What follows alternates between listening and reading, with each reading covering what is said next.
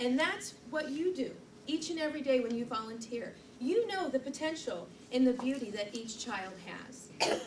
You know, because you were advocates for the children in the Arizona foster care system. You help them lead better, safer, and more productive lives. Because of you and being a champion of what they're doing, they're going to go out there and be empowered, and they can in turn live beautiful lives. But because you're here today, you know that this work is just beginning. It's a huge responsibility, isn't it, to be a volunteer for this? I am in awe of what you do. This is my second workshop that I have done, and since I've gotten to know the Foster Care Review Board, the work that you guys do is awesome. But we also know, as Charlie mentioned earlier, that we need to swell the ranks of volunteers and get more people to be behind this cause and help the children in the system. And that's why you guys are here today. And that's why I'm here, is because I want to help you go out into the community, communicate effectively, and get more people to champion the cause that you're championing and supporting these children. So with that in mind, that's what we're going to do today. Also, if you want to give a thanks here, this is my lovely assistant, Charlie. He's going to do the slides for me.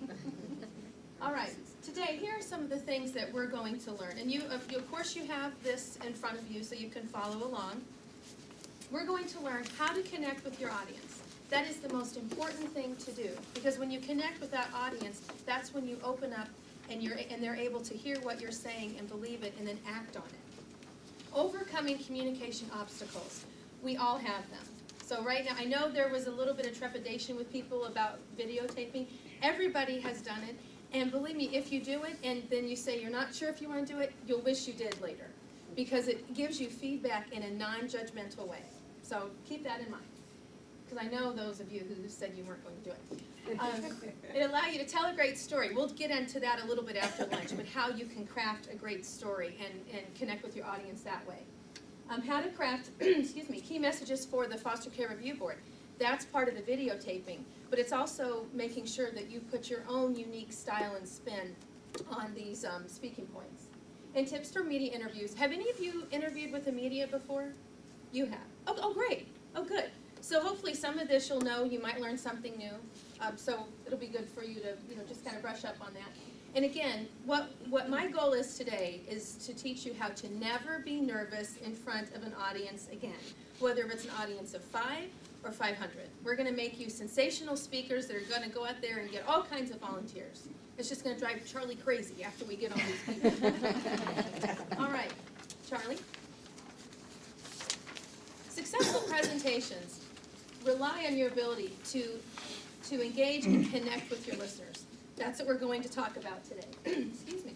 And clearly present your message. Why are you there? What is it that you want to present to the people that are in your audience? And also demonstrate proper behaviors. Excuse me. And now, there is a professor by the name of Dr. Marabian, and he is a psychology professor at UCLA. He has done tons and tons of studies on nonverbal communication. And he came up with, in one of his studies, the 3 V's of communication. First, you have verbal, what is said. Vocal is how your voice says it. And then visual, what is actually seen of the speaker. What are the behaviors that you're doing to convey your message? Now, I know you've probably already looked at the presentation, but let's pretend you didn't. What would you say? Oh, it's right here. Okay, never mind. I think I had a blank one before that, but we'll just move on. Yeah, there we go. Okay. So, you already saw the numbers, so let's move on. No surprises here, people. Verbal is 7%, vocal is 38%, and visual is 55%.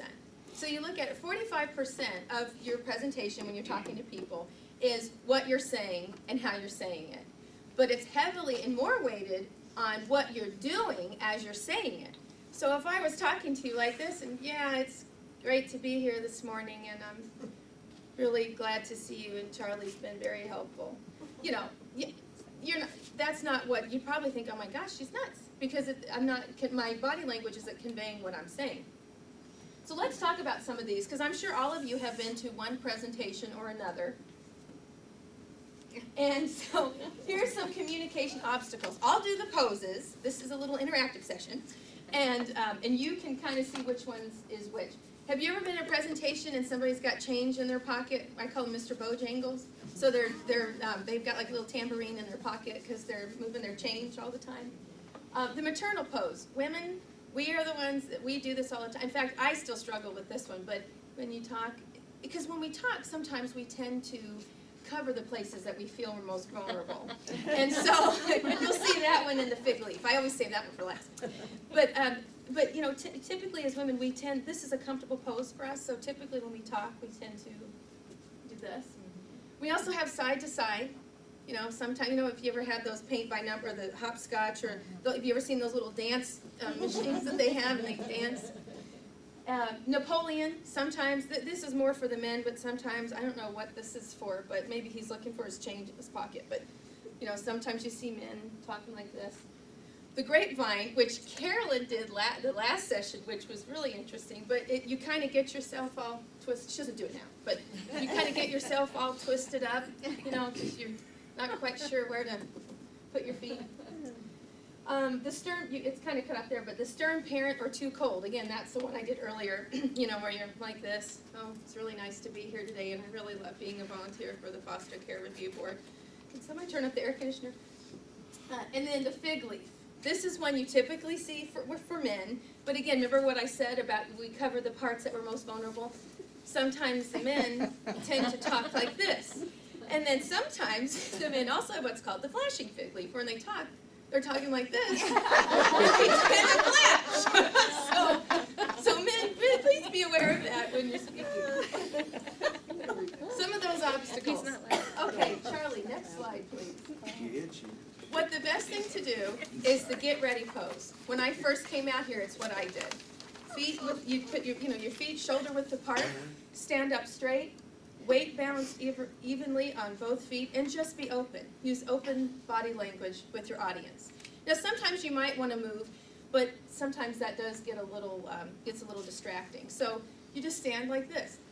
I'm telling you, this is the hardest thing to do, is to stand like this. I have been speaking for years.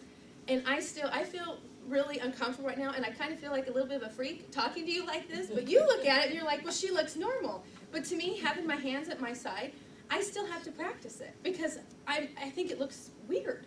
But when you're up here speaking, it's normal. So, and you can still move and do natural gestures when you're at your ready pose. And you don't want to pose like this, but at the same time, just be aware of whenever you're standing like this, you're balanced, you're centered, and then you can concentrate on what you're trying to deliver in your messages. Oh, one other thing. Can you go back to that one, Charlie? Thank you. To get used to this ready pose, and I would suggest all of you do this when we videotape later today, and this is how you start out. Practice it, because that's what I do. When I'm standing in line at the grocery store, and if I'm not reading like Us or the National Enquirer or something like that, because I usually wouldn't read those, but I always choose the longest line in Walmart, so I have time to do that. So I have 2 kids at home, so I try to delay my return home as long as possible. Oh no, they were out of soap, honey, so I had to go all over the store. But really, I'm reading, the latest on Paris Hilton. Anyway, but I practice that in the grocery store line, or wherever I'm waiting. I just practice it. Just put your hands at your side, and just because it does take practice. Because it's just something that you're not used to. When you're speaking, you're usually all over the place. But when your hands are at your side, that's actually the most relaxed, and that's where you look the most professional. Next slide, Charlie. Vocal quality. For a high quality voice, you want to pause in between when you're talking, because this will allow air into your lungs. And to breathe regularly, it will help you relax. We're going to, in a couple slides, I'll show you, sometimes if you get nervous, you tend to breathe faster, and then you get really nervous, and then you start answering, and every question, or every sentence kind of comes up like a question, and then you get really nervous again, and then your audience is like, what is she talking about? So we'll go over that. Before your speech, this is, in addition to the ready pose, before your speech, it's important to breathe. So you breathe in for 5 seconds, hold for 3, and out for 5. And when you're breathing out, you just, like that. So we're going to warm up before we go on tape. So let's just do that. Let's breathe in for 5, ready? Hold, and out.